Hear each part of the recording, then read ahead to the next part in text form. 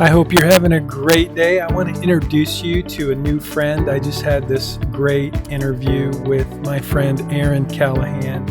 And so here's Erin's website. I think it's a beautiful website. And let's see if I can get the movement there. So here's what Erin does. She's an estate planning attorney. And I was introduced to Erin by a mutual friend and John Mercado. Hey, John. Anyway, I wanted to introduce you to Erin, and we just had a wonderful time getting to know one another, and we did an interview. And so I was checking out Erin's website, and I found some really cool things. Like, for example, have you planned for your digital estate? And she's got some great content, very helpful stuff. Beautiful website. I had not seen Erin's website before we got together and chatted. And so this is her Facebook page, her business page. I think that, this is Facebook. And then this is her LinkedIn. So I want you to meet my new friend, Erin Callahan. I hear you now. Can you hear me? I can. I can hear you and I can see you. Gosh, everything was shut down. I think electricity went out or something, and I have a very sophisticated Big Mac computer, and it takes about 3 days for it to start up and reboot. Yeah, no, I totally understand. It's been we actually kind of got a whole new system yesterday before the storm started. So we got like a light and just like a camera for my monitor. So I have a Mac. I run the MacBook Pro, but I have it in a docking station with a wide monitor, so I can edit documents side by side. So yeah. And so with the storm, we had a few hiccups with electricity. Nothing permanent, but just a flash will make you have to load everything back up again. Yeah, and I think that's what happened. I'm sitting it's a second floor, and the last 3 days I don't think I've seen that much lightning in a long time. And so apparently last night something happened. But so I just yesterday, I'll show you my studio here, but I have a pretty new Big Mac here, 27 inch, and then I have an older one there, and then I have an old MacBook that I still use that I've souped up as much as possible. But yesterday I went to Costco, and they had the new MacBook Pro 16 inch on sale, so I bought it. It's 1 terabyte for the hard drive and 16 gig for the RAM, but it had the 8-core processor, which is great for videos. Yeah. So what do you have? What are you working with in your MacBook? So full disclosure, my fiance is kind of the computer. He's the IT guy that kind of helps me with everything. It's not my forte, but I've been learning. So we have the MacBook Pro, and then it's a 16 inch. I don't know about the RAM. And then we also have I just recently, I guess probably Christmas time, we did I used the MacBook tablet as well, which I love. And I got the Mac Pencil. And so now we've always been paperless, but as an attorney, there's still a lot of paper, even though you're paperless, because there's just, wills have to be still original documents, with wet ink. And so there's still a lot that we're kind of working through, but the MacBook Pro lets me take notes, and then it automatically uploads to my client's files.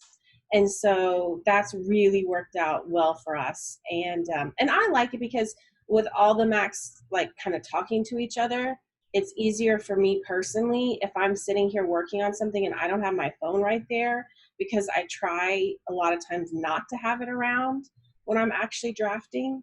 And it's nice because my iPad will still ring and I can answer it if it's, something that I need to take. And so it's been a really good fit for the process. Very cool. Your fiance may know this guy. You probably don't, but his name is David Sparks. And David Sparks does a podcast, and he's done it for years. He does a Mac power users, and you can find Oh, him at macsparky.com, and he does these okay. field guides for people like me who want to learn how to maximize the use of my Mac and my iPad and iPhone and all that. So what's interesting to me is he's an estate attorney like Oh, you. okay. So everything that he does with his Mac, he works from home. I mean, he has a home office. And he does a lot of his work in coffee shops, and he works for clients all around the country. I think he's in California, but at any rate, it's always fascinating to me that here's another business owner who really knows how to leverage the tools that he has, and he's a Mac guy. So when I went Mac back in 2012, it really was life changing in terms of work and enjoying work and using the tools. I kind of get into that, and it's become kind of a hobby and a fascination. But it's a really great way. Like, I own my own business, and we're pretty much paperless. We still have to deal with wet ink too, but there are ways to do that today that you can. There's so many tools today that you can use that we didn't even have 5 or 10 years ago, 10 years for sure, that it makes me excited about what's possible in the work that we do for clients and the way that we'll be able to collaborate. And if we're both using the same tools, the more that we both understand the world that we work in, I think the better the experience can be for the clients that we serve, especially together. I think so too. It's so interesting to me. So just very quick on my background, worked in the insurance industry right after law school. And for several years in different carriers, I worked with Philadelphia Insurance Company, who did a lot of nonprofits and had a great experience there. Went to a Berkeley company that did only, oil and gas clients. And so, talk about two extremes. I kind of saw them. Um, but Yeah. with the reason that I started my own firm is because of technology. Lawyers that I was working for and with were not using it. And I got frustrated with spending my time on administrative stuff that you can automate and not having the power to put something like that in place. And so it became something, it is a passion of mine. I will say it has been another language, and I'm still learning and growing, and I don't know always what to call it, but I do get into the creativity part of it, and then, trying to figure out how I can accomplish kind of like what that vision is. And so we love Mac. It's been a huge difference in my practice. Um, I always suggest people do it, but it works for me. It works really well. Yeah, I think, I left State Farm, great place to build a career. I made more money than I ever dreamed. And I was in Clear Lake at Pine Lock in El Camino Real, and it was a Oh, wonderful gig. yeah. Um, but one of the things that was challenging for me is I love independence, and Yes. I became a certified financial planner while I was a State Farm agent. So I Oh, was the okay. first and only CFP in the Houston area who could charge a fee for financial planning Oh, and wow. financial advice.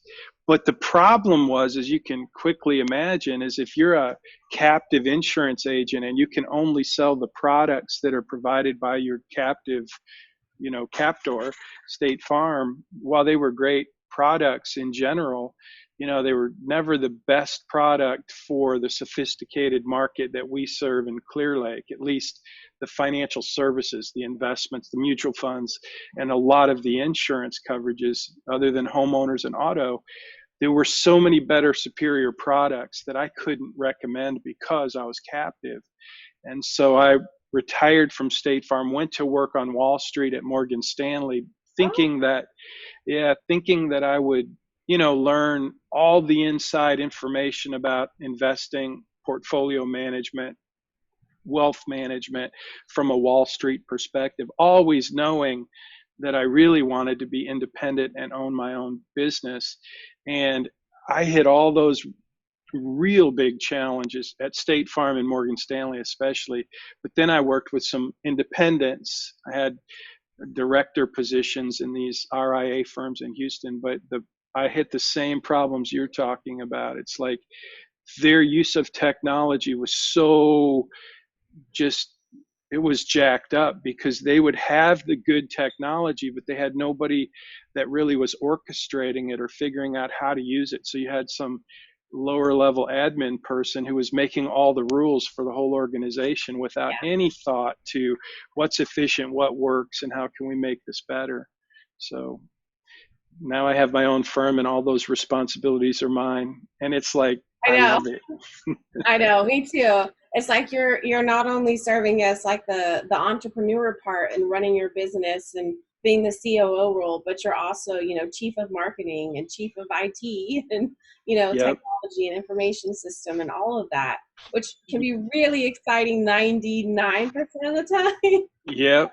And a few extra gray hairs, the other one. Yeah, and that's why for me, marketing really comes down to working with folks like yourself who are in the same.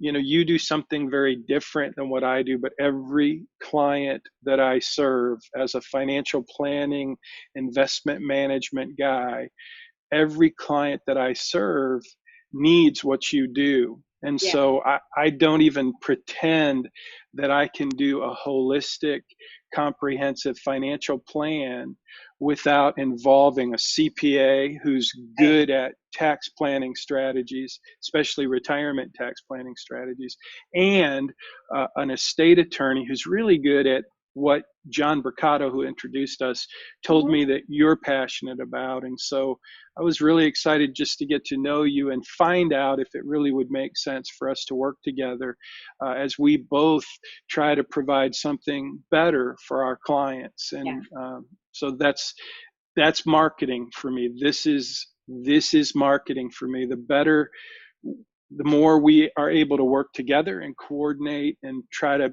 be on the same page for our clients, the better experience we can deliver to them at a better price than I think some of the bigger outfits, and certainly at a better price than anyone's going to get on Wall Street. Yeah. Yeah, no, I think that's so true. I really enjoy working with CPAs and other financial advisors because I can't become an expert in your field. I don't have the time to do that. I have to focus and make my clients experience the best that they can experience. And so I rely on partnerships with other professionals so that they can get, a full, comprehensive plan because an estate plan is great to have, but it's just a plan. We've got to make sure it works. And Yeah, we can't make sure that it works without the involvement of financial planners and CPAs and life insurance agents like John.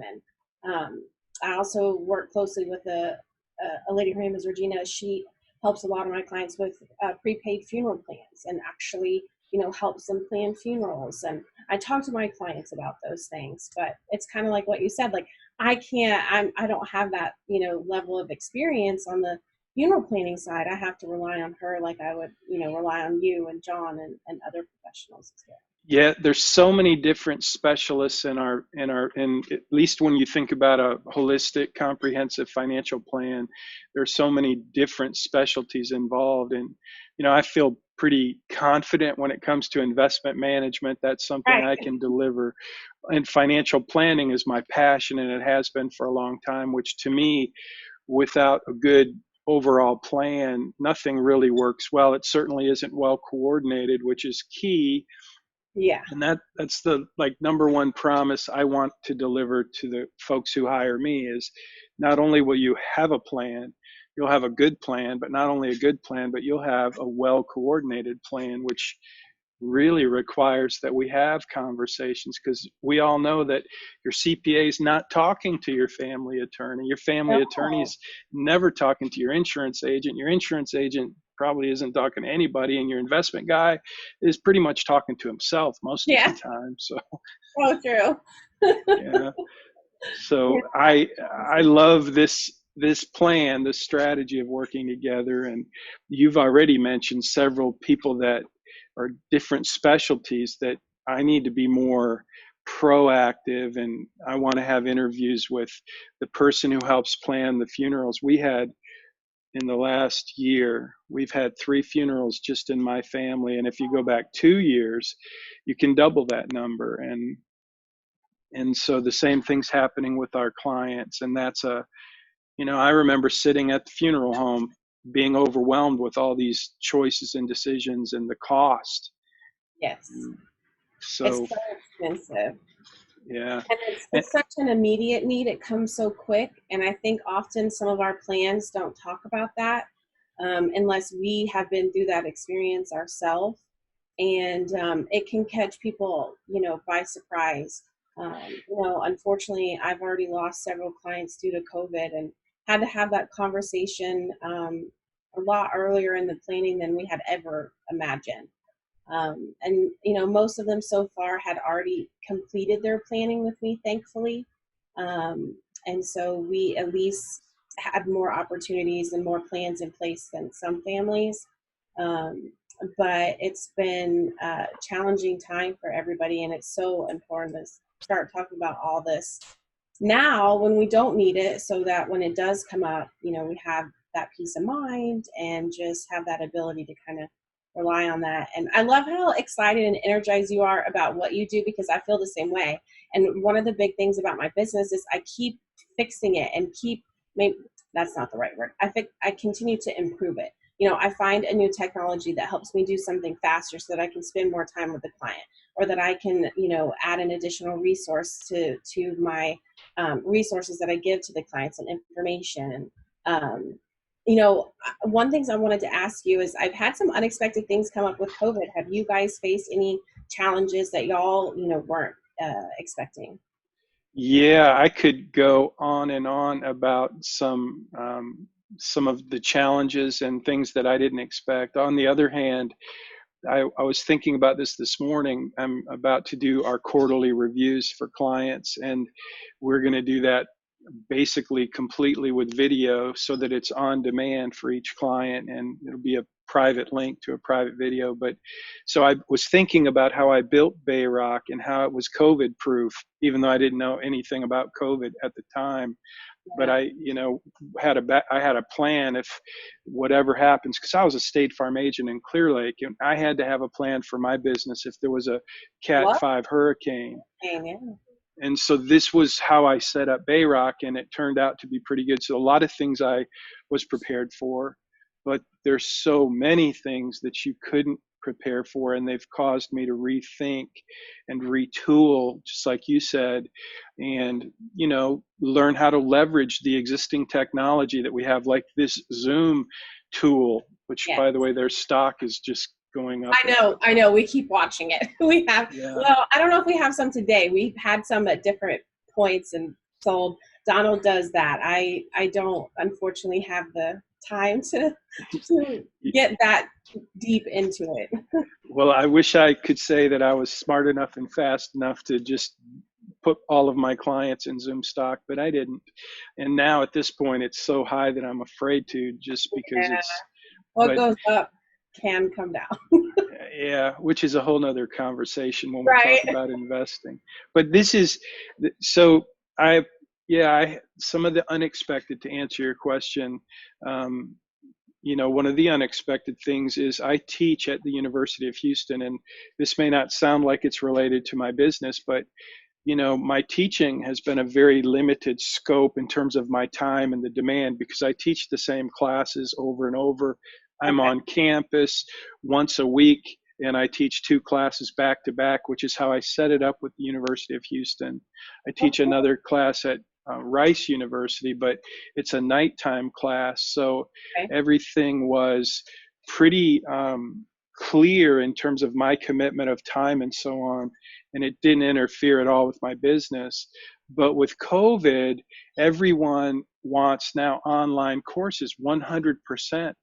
And you might think that's easy, but if you want to deliver a quality educational experience, it's a whole different game, And so that's what's consumed a tremendous amount of my time. So that's one of the things that I'd say was a big curveball, is just other things in your life start to become, they take a certain priority, I guess, over your time, that you didn't used to have to deal with those things.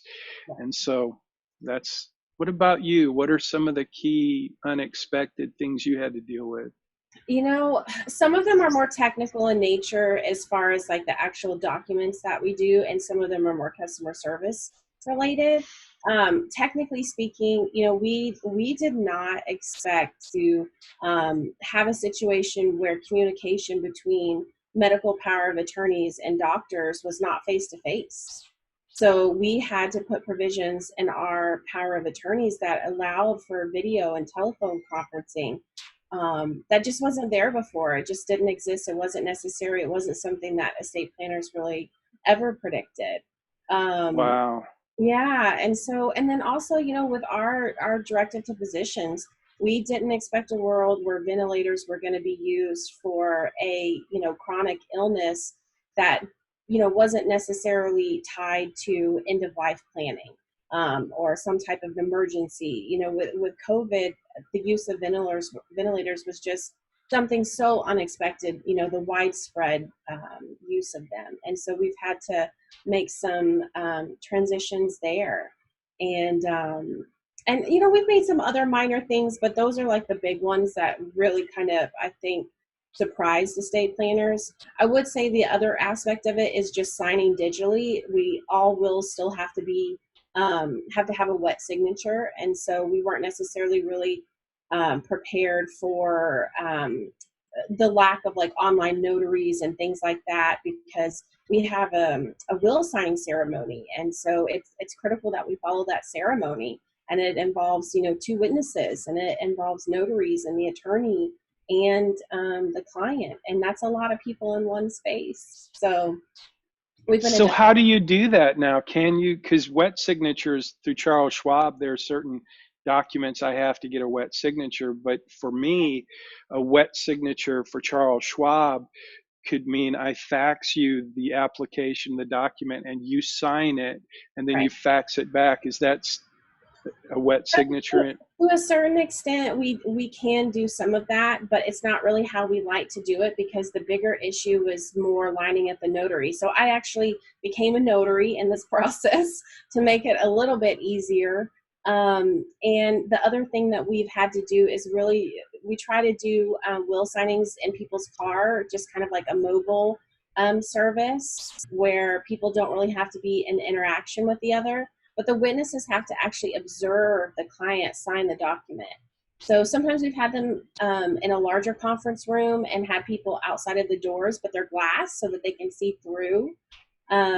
So we're doing a lot more of those right now. It's gone in different stages, but we prefer to have, you know, kind of everybody there at the scene. There is the ability to do an online notary for some documents, but it's a pretty laborious approval process. And so we just decided not to go down that path for our firm. It was better to kind of do it in person. And we still had to be on video for those anyways, so it just wasn't the Hmm. best path for us. It's a whole new world. As you were telling that story about the will signing ceremony, I was just envisioning how we could sit here and create a product right now using Zoom and an iPad with an iPad pencil, where we have multiple people on the call witnessing the signature while they're signing. And I mean, obviously there are problems with that, because it's not even acceptable. A wet signature can't be done with this device. Exactly. And I think that's one really exciting thing, is it's really forced the judiciary system and the legal system to kind of modernize quickly. You know, we did have some issues and took them up with the Texas Supreme Court, who then decided that they didn't have authority and only the governor had authority. And so you saw some things coming out of his office. But it was a little chaotic trying to figure all of that out and getting, you know, the legal systems kind of in place, and they're still not really in place. They're just temporary.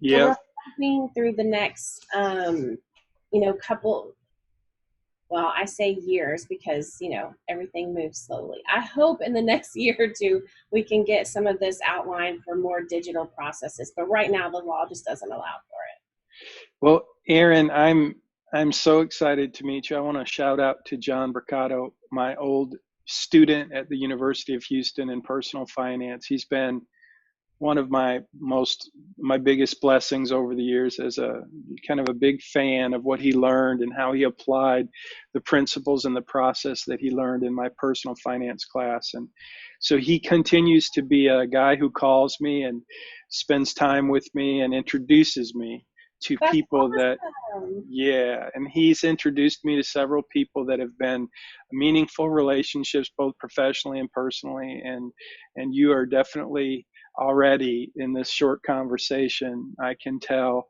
I mean, we have so much in common, so many neat things I'd love to continue to talk to you about, from, how are we going to use our Mac computers to Right? change the world, to how do we help clients make the right decisions at the right time to get the best possible outcomes. And so I hope that we can commit to one another that, hey, this relationship has a lot of potential. And I think from a marketing perspective, the best way to market is to be authentic in telling your story, what you do, why you do it, how you do it, and let people choose to say, hey, that sounds like something I'd like. No, so true. I'm really looking forward to it. I've enjoyed our conversation so far as well. I'll have to thank John. This has been a great call. It has. And, I told you I teach personal finance, and I'm teaching summer school now. Okay. But because of COVID, I've been required to teach 100% online. And so one of the things I've added, multiple things, but one of the things I've added is interviews. And so I'm looking for key people who can relate with my students around key issues related to comprehensive financial planning. And obviously, estate planning is a very important part of the overall financial planning process. So I'm going to ask if you'll think about some of the topics that you would say everybody needs to know. And then you and I just spend a few minutes unpacking those topics. We could do 3 or 4 topics in one interview, and I could dice them up and produce the videos so that they work really well in the class. And then you and I could use those videos to share in our social media to help people know, here's what we do, here's how we do it, why we do it, and how we do it together. So just an idea. Yeah, no, I like that. I'll have to think if I know anybody else that I can introduce you to that might be a good fit for your students, where they could learn like other pieces of the puzzle too. So I would love to do some additional videos with you and kind of dive into estate planning 101 and just get them some basic information and why people need a will and all the different options out there. That'd be great. Now, do you have a YouTube channel now? So, interestingly enough, we do not have a YouTube channel. We are fairly active on Facebook. We have a Facebook business page. We have a LinkedIn business page. We're on Twitter and Instagram, but we don't have a YouTube channel. We might have to change that though. I'm kind of interested in what you're doing on your YouTube channel and want to take a look at that. Well, it's one of those things that needs some house cleaning, just because I have a lot of videos for a lot of different topics. But really, this online course is becoming something that I'm investing in, because it's going to be an ongoing way that I communicate with my students. So Yeah. I would love to, any way I can help you, I would totally love to do that. But when we were on the phone, because I was late for our meeting and the rain today was ridiculous and technical problems, but you said, I suggested we might want to record this interview, and you suggested that we first have a talk and see if this, yada yada. But when I turned on my Zoom meeting and it finally got going, it automatically records. So this whole interview has been recorded. I can hit the delete button, no problem. No, no, let's keep it. It's gone really well. I've enjoyed it, and I think it ended up working out. I feel like we still connected through video and had some good questions and good information out there. And it's just a start. And I will do this. I will take the video. I don't even know how long it is so far, but I'll take it and I'll make it into nice little 2 or 3 minute videos.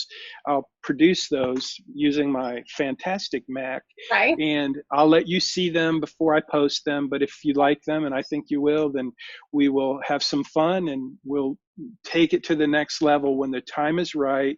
And as you start to think of people who you want to bring into this conversation and specific topics that you want to contribute to, that invitation is always open. And I'm looking forward to a wonderful relationship where we help people however we do that. And like we did, I think today will be helpful for some people. And I look forward to sharing you with the people I know. And same for me. I look forward to sharing you with my community. And thank you so much for making this recommendation. It's been a joy connecting with you. Me too. I look forward to meeting you. And when COVID ceases to be a big issue, I'd love to have you. And what's your fiance? You're not married yet? No, we're not married yet. His name is Donald. And he's a tech guy, a Mac guy. Yeah. And does he eat? He's a meat eater, right? Does he eat meat? Yes, he does. Does he like pork ribs, baby back, smoked ribs? Yes, any of that. Good, because that's like the only thing I really do well on the smoker is ribs. And I'm going to do ribs. Actually, the 4th of July, I'm doing them for our family gathering, but I'm going to have a rib smoking and invite you and Donald. And it's going to be so exciting to get to know him and talk about Macs. That sounds awesome. I'm looking forward to it. Me too. You have a great day, and thank you so much. We'll be back in touch soon. You too, Jim. Bye. Bye. Well, thanks for watching my video. I hope you enjoyed getting to know Erin as much as I did. I'll see you next time, and I'll introduce you to another friend, someone who specializes in something that can help you manage the risk and opportunity of everyday life, recover from the unexpected, and realize your highest purpose. I'm Jim Munchback at Bayrock. Have a great day. See you next time.